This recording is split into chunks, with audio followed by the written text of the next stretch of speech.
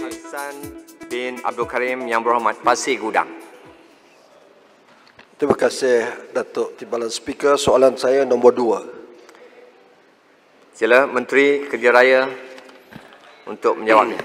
Tuan Yang Dipertua, untuk maklumat ahli yang berhormat, Pasir Gudang, projek yang dimaksudkan adalah projek menaik taraf Jalan Persekutuan Pasir Gudang FT17.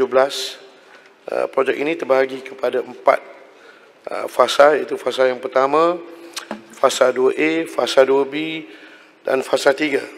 Fasa 1 bermula daripada persimpangan Kangkar Teberau sehingga ke persimpangan Plentong melibatkan jajaran sepanjang 8 km dan telah siap pada 31 Disember tahun 2015. Manakala fasa 2A pula bermula dari persimpangan Plentong dan berakhir di persimpangan Bandar Shah Alam dan Taman Rinting melibatkan jajaran sepanjang 7.7 km dan telah siap pada 31 Oktober tahun 2018.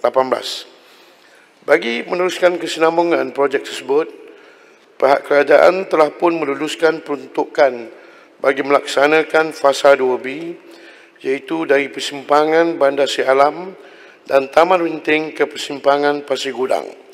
Status terkini pelaksanaan projek ini adalah di peringkat pelantikan juruukur.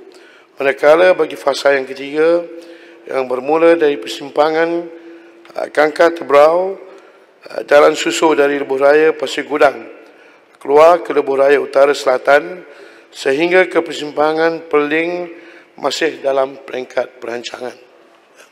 Terima kasih Menteri. Timbalan Menteri, sila Pasir Gudang soalan tambahan pertama. Terima kasih Tuan Speaker. Bolehkah saya dapat kepastian pada yang berhormat Menteri, jalan-jalan yang telah siap dinaik taraf itu teruk sangat berlubang-lubang. Jadi supaya perkara itu dapat diatasi, jangan bila tampal turap lubang terbungkas lagi, kan? Dan yang kedua, banyak sangat tempat sepanjang yang dah pasal siap itu gelap. Jadi pastikan dapat lampu-lampu dipasang sebaiknya. Terima kasih. Sila Timbalan Menteri. Terima kasih sekali lagi kepada Yang Berhormat Teberau. Saya percaya yang itu merupakan satu pandangan. Bukan Teberau, Pasir Gudang. Pasir Gudang, maafkan saya. Itu satu cadangan dan pandangan yang baik. Saya ambil maklum bagi pihak pelaksana dan kita akan mengambil kira perkara-perkara penambahbaikan yang perlu dibuat, termasuk dalam isu penamparan jalan-jalan yang telah siap dan juga isu pencahayaan bagi bahagian-bahagian lebuh raya yang tidak mempunyai barangkali lampu yang cukup. Kita ambil maklum. Sekian, terima kasih. Saya buka soalan tambahan yang kedua. Sila Yang Berhormat Johor Bahru. Okey, baik. Terima kasih Datuk Yang Dipertua. Terima kasih kepada Timbalan Menteri. Saya ingin menyusuli apa yang dipertanyakan oleh Yang Berhormat Pasir Gudang, iaitu soalan yang paling mudah, iaitu bila nak siap. Sebab saya tak nampak yang Menteri tadi menjawab bilakah sebenarnya projek ini akan selesai. Yang kedua, daripada apa yang diberitahu oleh Pasir Gudang tadi, jalan itu bukannya berlubang sikit-sikit. Sebab saya Johor Bahru, Pasir Gudang, Teberau ini di kawasan yang berhampiran.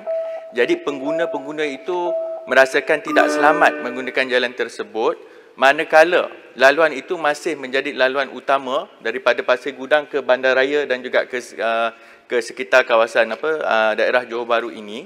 Jadi kalau boleh daripada peringkat JKR ataupun peringkat Menteri untuk pastikan bahawa bila sebut naik taraf itu dia naik taraf, bukannya hanya kita tutup lubang terbuka dan sebagainya. Kalau boleh, saya juga last kali mohon supaya Timbalan Menteri ataupun Menteri turun bersama-sama dengan ahli-ahli parlimen sekitar tersebut. Kita tengok sendiri bahawa yang daripada pihak kementerian tahu betapa teruknya di lebuh raya Pasir Gudang. Terima kasih Johor Bahru. Sila Yang Berhormat Timbalan Menteri. Kepada Yang Berhormat Johor Bahru di atas soalan tambahan. Yang kedua tadi, perkara yang kedua, saya dah ambil maklum berkenaan keadaan jalan yang tidak memuaskan dan berlubang teruk.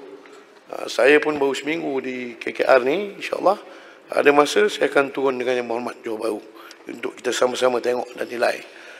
Bagi soalan yang pertama, bila nak siap tu, saya nak maklumkan untuk fasa yang kedua B, ya, masih menunggu kelulusan pelaksanaan dalam rolling plan yang keempat 2020 dalam proses reka bentuk dan dijangkakan akan ditender pada Mei 2021. Itu baru ditender, Yang Berhormat.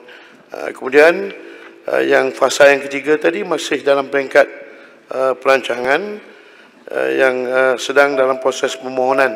Ini mengambil kira proses-proses planning and design dan juga proses perolehan dan seterusnya. Kemudian barulah kontrak pelaksanaan yang mengambil masa 24 ke 36 bulan. Ini satu jangka masa yang agak panjang, tertakluk kepada kelulusan yang diberikan oleh pihak berkuasa berwajib. Terima kasih, Timbalan Menteri. Pertanyaan jawab lisan.